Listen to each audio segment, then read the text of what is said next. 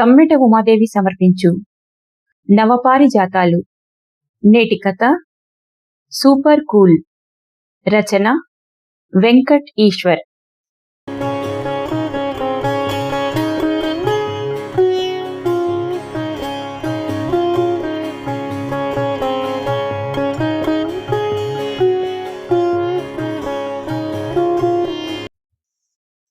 పాతికేళ్ల క్రితం నా జీవితంలో ఆ సంఘటన జరగకపోయి ఉంటే, మనసులోకి ఆ ఆలోచన రాగానే కీబోర్డు మీద ఆడుతున్న అతని చేతులు ఒక్కసారిగా ఆగిపోయాయి.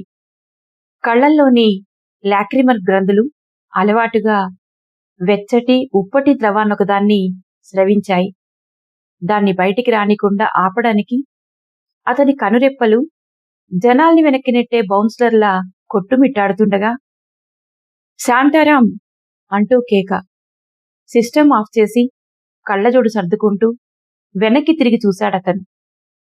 ఎదురుగా మసగ్గా కనిపించే దృశ్యంలో నుంచి తొంగి చూస్తున్న మేనేజర్ ముఖం కనిపించింది. Hi man, we need to prepare one presentation for clients. Don't worry, it will not take much time. Prepare చేయడానికి కావలసిన డాక్యుమెంట్స్ అన్నీ నీకిప్పుడే మెయిల్ చేశాను. It's all about our efficiency and reputation of the organization. ఓకేనా? నేను prepare చేసుండాలి, but I have some urgent work at home, so please prepare it soon and send me. హడావిడిగా తన ల్యాపీ బ్యాగ్లో పెట్టుకుని పైకి లేచి అతని వైపు చూశాడు మేనేజర్. ఏ సమాధానం చెప్పకుండా తలొంచుకొని అలాగే నిలబడి ఉన్నాడతను. You can do it right. What are you thinking? You can do it right? అనుమానంగా పలికింది మేనేజర్ గొంతు. అలా అనగానే ఇంకొకళ్ళైతే, నేను ఈ ఆఫీసులో పనిచేయాల్సిన టైం ఆల్రెడీ అయిపోయింది, ఎందుకు ఎక్స్ట్రా అవర్స్ పనిచేయాలి అని గట్టిగా నిలదీసేవాళ్లు. లేదా ఒంట్లో బాగోలేదు, హాస్పిటల్కి వెళ్ళాలి అంటూ మెత్తగా సాకులు చెప్పి తప్పించుకునేవాళ్లు. కాని శాంతారాంకి మొదటిది అడిగేంత తెగువ లేదు, రెండోది చేసేంత తెలివి లేదు. సర్దుకుపోయి చెప్పిన పని చేసుకుపోవడం తప్ప. అందుకే తలెత్తి yes sir, I can do it అని బదులిచ్చాడు. That's the spirit, that's the dedication. I always feel proud of you mister. You are really so cool, super cool. నవ్వి అప్పటి వరకు లైన్లో ఉన్న వాళ్ళ ఆవిడతో, మీరు రెడీ అవుతుండండి, నేను అరగంటలో వచ్చేస్తా, ఇదిగో ఇప్పుడే బయలుదేరాను అన్నట్టు మూవీ 6 గంటలకే కదా మాట్లాడుతూ వెళ్లిపోయాడు మేనేజర్. శాంతారాం చేతుకున్న వాచికేసి చూశాడు. టైము 5:05. 5 నిమిషాల క్రితం ఆఫ్ చేయబడ్డ తన సిస్టమ్ మళ్లీ ఆన్ చేశాడతను. అప్పటిదాకా శవంలా పడి ఉన్న CPU ప్రాణం వచ్చినట్టు గుర్రుమని శబ్దం చేసి పనిచేయడం మొదలుపెట్టింది. ఎదురుగా డెస్క్ మీద కూర్చుని ఉన్న మానిటర్ వెక్కిరిస్తున్నట్టు మెల్లిగా వెలిగింది. రోజుకు 8 గంటలు తెరిచి ఉండే ఆఫీసులో కనీసం 16 సార్లైనా వినిపిస్తుందా మారుపేరు. అలా పిలిచేవాళ్లంతా తనని నిజంగా అభిమానించేవాళ్ళో, లేదంటే మనస్ఫూర్తిగా మర్యాదిచ్చి మాట్లాడేవాళ్ళో కాదని, అదంతా కేవలం తన అవసరాల నిమిత్తం తనను వాడుకోవడం కోసం చేసే చెక్కభజనని శాంతారాంకి ఎప్పటినుంచో తెలుసు. అయినా అతను దాన్ని పెద్దగా పట్టించుకోడు. ఆ ఒక్కదాన్నే కాదు, తన చుట్టూ ఉండే దేన్ని పెద్దగా పట్టించుకునే మనస్తత్వం కాదతనిది.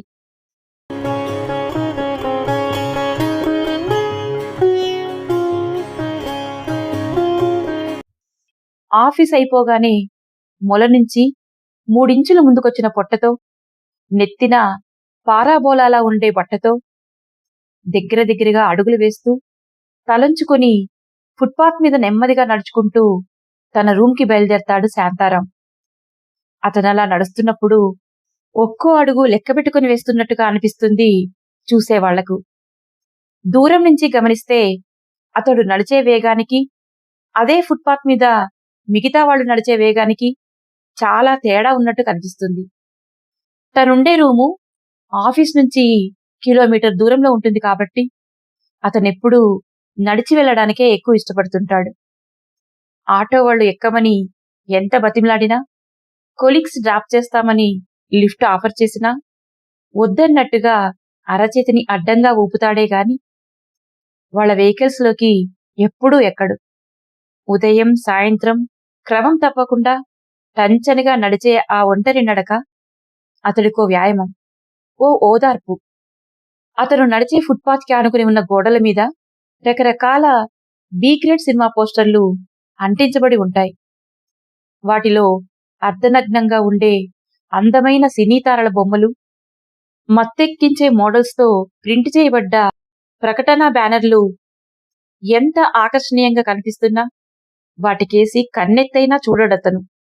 వంచిన తల ఎత్తకుండా, దేన్ని పట్టించుకోకుండా, తనేదో తన లోకమేదోనన్నట్టు తన దారిని తాను నడుచుకుంటూ వెళ్లిపోయే శాంతారాంని చూసి, అవే గోడలు కానుకుని కూర్చుని గాల్లో చేతులాడిస్తూ ధర్మం చేయండి బాబో అంటూ అడుక్కునే బిచ్చగాళ్ళు సైతం అతను దాటుకుని వెళ్లిపోయే వరకు తమ చేతుల్ని కొంచెం సేపు కిందికి దించేస్తుంటారు. ఎందుకు అనవసరంగా వృద్ధాశ్రమ అనుకుని. అలా నడుస్తూ నడుస్తూ దారి మధ్యలో వైజాగ్ నగరాన్ని నిత్యం మద్యం మత్తులో ముంచెత్తే బార్లలో ఒకటైన నర్తకీ బార్ ముందు ఆగుతాడతను. లోపలికెళ్లి క్యూలో నిలబడి ఓ 90 ml లిక్కర్ బాటిల్, 2 వాటర్ ప్యాకెట్లు, ఒక డిస్పోజల్ గ్లాసు కొనుక్కొని దాన్ని 2 పెగ్గులుగా తాగి బయటికొచ్చి మళ్లీ నడవడం మొదలెడతాడు.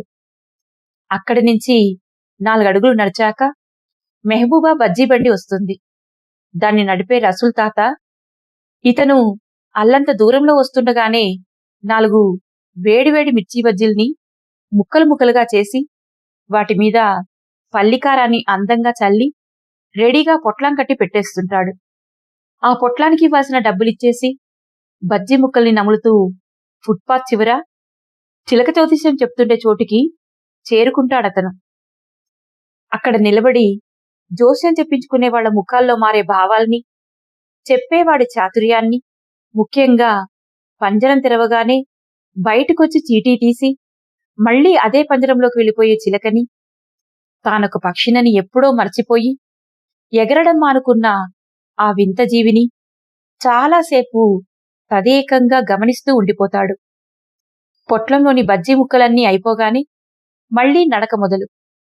రోడ్డు దిగి తిన్నగా ముందుకు వెళితే మట్టి రోడ్డు మీద దిగుడుగా ఉన్న చోట నిలిచిన డ్రైనేజ్ నీరు అతన్ని అడ్డగిస్తుంది.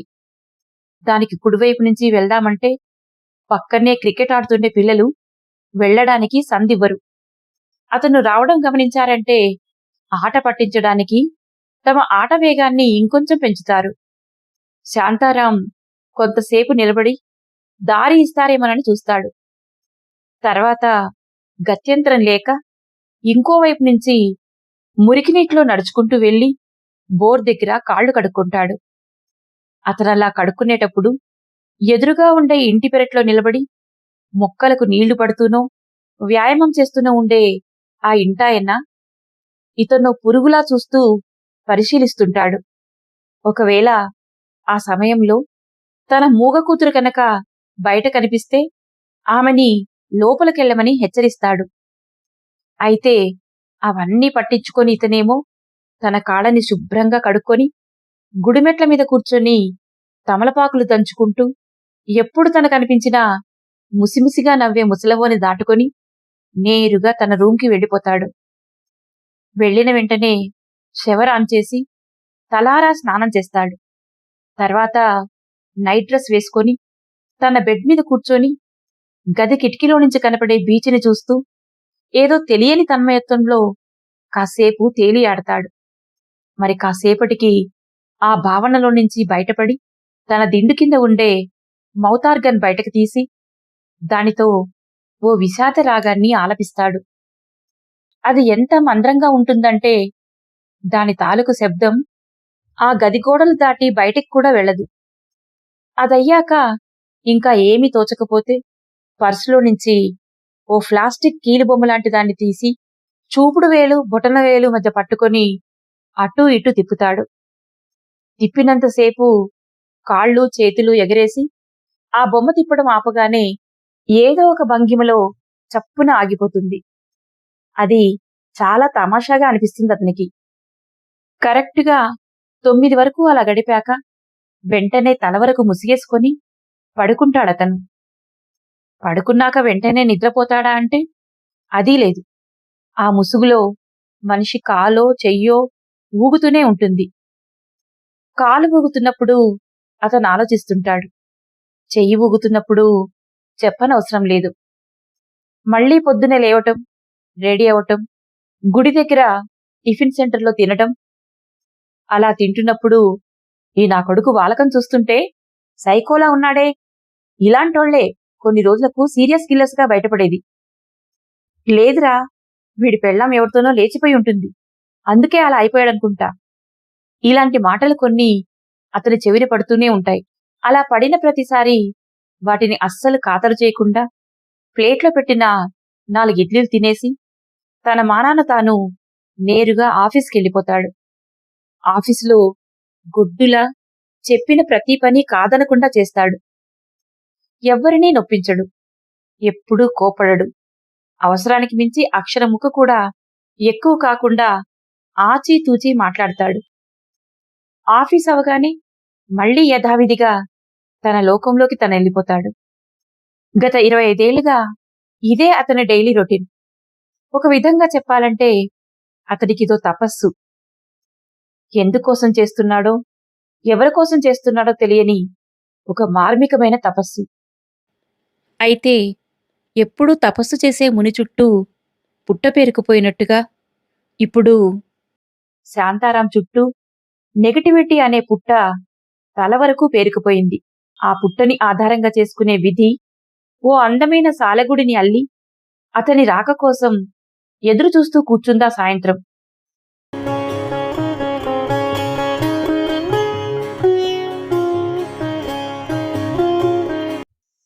శాంతారాం మేనేజర్ అప్పచెప్పిన పని పూర్తి చేసి బయటికొచ్చాడు. ఫుట్పాత్ మీద తలంచుకుని నడిచాడు. మధ్యలో మామూలుగానే ఓ 90 మిల్లీమీటర్ల మద్యాన్ని సేవించాడు. బజ్జీలు తింటూ కాసేపు జోస్యం చూసి మట్టి రోడ్డులోకి దిగి నడవటం మొదలుపెట్టాడు. కొద్దిసేపటికే రోడ్డుకి అడ్డంగా పారే డ్రైనేజీ నీరు ఎప్పట్లాగానే అడ్డొచ్చింది. పిల్లలు వెళ్లడానికి తావివ్వలేదు. మురుగునీరు తొక్కుకుంటూ ముందుకు కదిలాడతను. బోరు దగ్గర నిండుగా ఉన్న రబ్బర్ బిందె పైకెత్తలేక తంటాలు పడుతుందా మూగ అమ్మాయి. ఎంత పెద్ద ఉపద్రవం వచ్చి మీద పడ్డా ఎప్పుడూ పట్టించుకోని అతను మొట్టమొదటిసారిగా తనకు తానుగా తన చుట్టూ గీసుకున్న వృత్తంలోంచి బయటకొచ్చి పరిగెత్తుకుంటూ వెళ్లి 2 చేతులతో బిందె ఎత్తి ఆమె నడుం మీద పెట్టాడు. పెట్టిన తర్వాత బిందె గొంతుని పట్టుకున్న కుడి చెయ్యి వెనక్కి తీసుకున్నాడు కాని ఎడమ చెయ్యి రాలేదు. అది బిందెకు ఆ అమ్మాయి నడుముకి మధ్యలో ఇరుక్కుపోయింది. అతను బలవంతంగా తీయబోతుంటే చక్కిలిగింతలా అనిపించిందేమో ఆ మూగమ్మాయి ఒక్కసారిగా బిందె కిందికి వదిలేసింది. దబ్బున పడి 2గా చీలిపోయిందది. దాని శబ్దానికి పెరట్లో మొక్కలకి ఆకులు కత్తిరిస్తున్న వాళ్ళ నాన్న తిరిగి చూశాడు. సరిగ్గా అదే సమయానికి అతను ఆ పిల్ల నడుం దగ్గర నుంచి చెయ్యి వెనక్కి తీసుకుంటున్నాడు. అది చూసి ఉక్రోషంతో వెనక ముందు ఆలోచించకుండా బూతులు తిడుతూ గట్టిగా అరుస్తూ పరిగెత్తుకుంటూ వెళ్లి డొక్కలో తన్నాడతను శాంతారాంని. వెంటనే మూగమ్మాయి భయపడి ఇంట్లోకి ఉరికింది. ఆ తన్నుకి అతను వెళ్లి డ్రైనేజీలో వెల్లకిలా పడ్డాడు. నా కూతుర్ని ముట్టుకుంటావా అంటూ కొడుతున్న అతనితో లేదు లేదు అది కాదు అని ఏదో చెప్పబోతున్న శాంతారాం నోటిమీద బ్యాట్తో బలంగా కొట్టాడో క్రికెట్ ఆడే పిల్లాడు. ఆ అమ్మాయిని రేప్ చేయబోయాడంట పర్వెట్ నా కొడుకు అంటూ మిగతా పిల్లలు కూడా వికెట్లు లాక్కొని అతన్ని కొడుతుంటే దగ్గరలో ఉన్న ఆటో వాళ్లు అది విని దొరికిన వస్తువులు చేతిలోకి తీసుకొని అతని మీదికి దండెత్తారు. అందరూ కలిసి పుట్టలో నుంచి పాముని బయటికి లాగినట్టు అతన్ని బట్టల్లోంచి బయటికి లాగారు. ఒకరు ముఖం మీద చరిచిన చరుపుకి అతని కళ్ళజోడు ఎగిరి కిందపడి ముక్కలుగా పగిలిపోయింది. అతని ఒళ్లంతా పిడిగుద్దులతో, కర్రదెబ్బలతో 10 నిమిషాలు మారుమోగిపోయింది. చివర్న ఒకడు మోకాలు మడిచి తన 2 కాళ్ల మధ్య గట్టిగా కుమ్మేసరికి అతను అరుపులు ఆపేసి కళ్ళు తేలేసి బురదలోకి వాలిపోయాడు.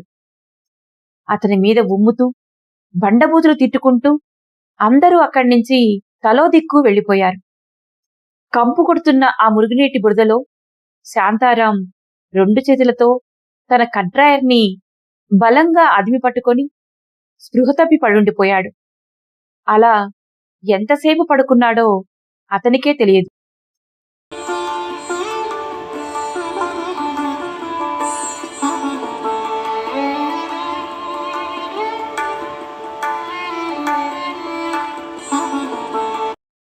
ఎక్కడో ఉరిమిన చప్పుడయింది.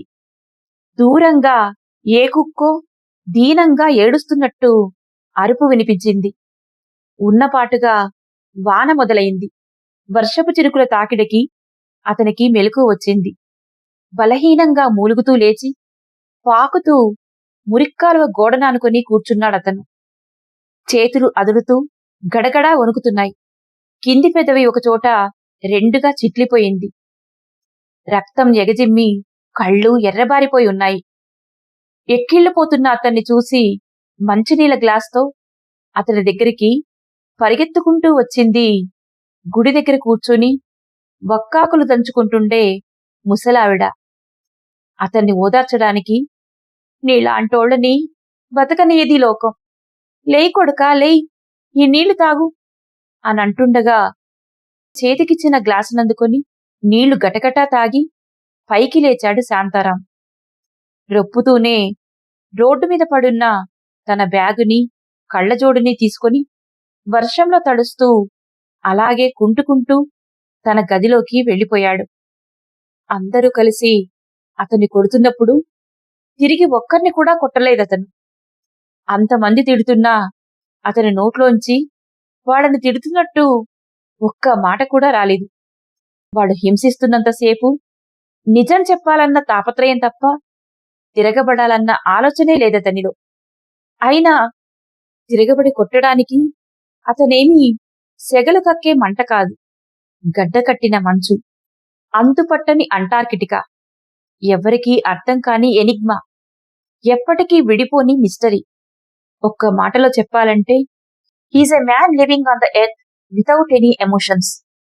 తలపైన వెంట్రుకల్లాగా, వేళ్ల చివర గోళ్లలోలాగా జీవమున్న ఈ నేల మీద జీవం కోల్పోయిన అతను. బాత్రూంలోకి వెళ్లి మూత్ర విసర్జన చెయ్యబోయాడతను. ఎంతకీ సాధ్యపడలేదు. పొయ్యాలని ప్రయత్నించినప్పుడంతా నొప్పి కడుపులోకి ఎగతన్నుతోంది. విశ్వప్రయత్నం చేసి వల్లకాక వంగి అంగాన్ని చూసుకుంటే అంగద్వారం చివరన గడ్డకట్టిన నెత్తురు నల్లగా మెరుస్తూ కనిపించింది. శవరాన్ చేసి 2 మోకాళ్లను గుండెలకు ఆనించుకుని కిందికి దూకుతున్న నీటి చలిలో మౌనంగా సుప్తావస్థలో ఉన్న నత్తలా ముడుచుకుపోయి కూర్చున్న అతను అరగంట తర్వాత బార్లోను, గంట తర్వాత 25 ఏళ్లలో ఎప్పుడూ అడుగుపెట్టని బీచ్లోనూ కూర్చుని ఉన్నాడు.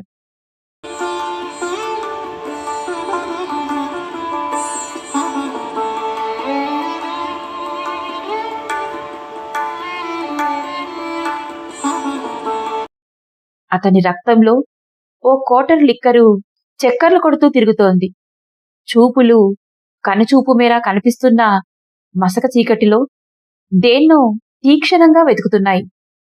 అంత కష్టపడుతూ ఈ మనుషుల మధ్య ఉండే బదులు ఏ కారణంలోకి వెళ్లి ఆ తపస్సేదో ప్రశాంతంగా చేసుకోవచ్చుగా అని మీరంటే ఎందుకు వెళ్ళాలి? ఇక్కడ నీకిష్టమైనవన్నీ వదిలేసి ఎక్కడికో ఎందుకు పారిపోవాలి? నువ్విక్కడే ఉండు. పారిపోవడానికి నువ్వు ఏ తప్పు చెయ్యలేదు, ఎవ్వరినీ బాధ పెట్టలేదు. నీ పనేంటో నువ్వు చేసుకుంటున్నావంతే. ఈ భూమి మీద నివసించడానికి నిన్ను బాధించిన వాళ్ళకి ఎంత హక్కుందో నీకు అంతే హక్కుంది అంటాడు. పొద్దున్నే రెడీ అవుతున్న శాంతారాంతో అద్దంలో కనిపించే కుడి ఎడమైన ఇంకో శాంతారాం. పైనుంచి పడుతున్న ఒక్కో చినుకు దెబ్బలతో కమిలిన తన దేహం మీద రాలినప్పుడల్లా సూదులతో పొడుస్తున్నట్టు తట్టుకోలేని బాధ. ఏదో అదృశ్యహస్తం తన తొడల మధ్యలో నుంచి ఒంట్లో ఉన్న శక్తినంతా కిందికి గుంజేస్తున్నట్టు భరించలేని నొప్పి. దాన్ని బిగబట్టడానికి నాలుకని పళ్లతో గట్టిగా గిట్టకర్చుకుని కూర్చున్న శాంతారాం. అతనిలోని అణువణువు హిస్టీరిక్గా రివెంజ్, రివెంజ్, రివెంజ్ అని లేని గొంతెత్తి అరుస్తోంది. బాడీలోకి రిలీజ్ అయిన గ్రేట్ అమౌంట్ ఆఫ్ అడ్రినలిన్, వెళ్ళు, లేచి వెళ్ళి నిన్ను కొట్టిన వాళ్ళని కొట్టు అని అతన్ని ఉసిగొలుపుతోంది. శ్వాస ఎగసెగసి పడుతోంది. కసితో నరాలు బిగుసుకుంటున్నాయి. ఆ క్షణం అతని లోపల చెలరేగుతున్న తుఫాన్ తీవ్రతను కొలవడానికి 1 బారోమీటర్ సరిపోదేమో. పెరుగుతున్న బీపీని లెక్కకట్టడానికి 100 సిగ్మోమానోమీటర్స్ అయినా చాలవేమో అన్నట్టు భీకరంగా కూర్చున్న శాంతారాం మనసులోకి ఏ మస్తిష్కపు మూల నుంచో 25 ఏళ్ల క్రితం నా జీవితంలో ఆ సంఘటన జరక్కపోయి ఉంటే అనే ఆలోచన ఉన్నట్టుండి ఉల్కలా రాలిపడింది. దాంతో ఒక్కసారిగా అతని లోపల అట్టడుగున రాజుకుంటున్న నిప్పు కాస్త గప్పున ఆరిపోయింది. ఎక్కడలేని అలసట అతన్ని ఆవరించింది. రకరకాల పుకార్లను పంచుకున్న ఊరి జనం, ఉరితాడు చివరన వేలాడుతున్న ఒక్కగానొక్క అక్క శవం, భయంతో బిగుసుకుపోయి నిలబడ్డ 20 ఏళ్ల కుర్రవాడి ముఖం కళ్ల ముందు లీలగా మెదిలాయి. ఏ తప్పు చెయ్యని అక్క కేవలం నిందలు తట్టుకోలేక నిండు ప్రాణాన్ని తీసుకోవటం, అప్పట్నుంచి ఎదుర్కొన్న ఒక్కో సంఘటన నెమ్మది నెమ్మదిగా తనలోని భావాలన్నింటినీ గడ్డకట్టుకుపోయేలా చేసి తోటి మనుషులంటేనే అసహ్యం కలిగేలా చేయటం గుర్తొచ్చి మళ్లీ కళ్లల్లో పల్చటి నీటి పొర ప్రత్యక్షమైంది. దాన్ని తుడుచుకోవడానికి అతని కనురెప్పలు కారు వైపర్లలా కొట్టుకుంటుంటే ఆకాశం పగులుతున్నట్టు చీలికలు చీలికలుగా ఓ మెరుపు మెరిసింది. దాని వెలుగులో ఎదురుగా సమాజం లాంటి సముద్రం. ఒడ్డున ఆ సముద్రంలో ఏనాటికి కరిగిపోని, మునిగిపోని మంచుగడ్డ లాంటి శాంతారాం. అప్పటి వరకు తల వంచుకొని నిశ్చలంగా కూర్చున్న అతను సరిగ్గా ఆ మెరుపు యొక్క చిరుకాంతి చీకటికి బలైపోతున్న సమయంలో తన భుజాలనెందుకో నవ్వుతున్నట్టు 2 సార్లు ఎగరేశాడు. అయితే అది నవ్వు అని మీరనుకుంటే మీరు పొరపాటు పడినట్టే. ఎందుకంటే అదతనికి అనాదిగా అలవాటైన ఓ అసంకల్పిత ప్రతీకార చర్య మాత్రమే.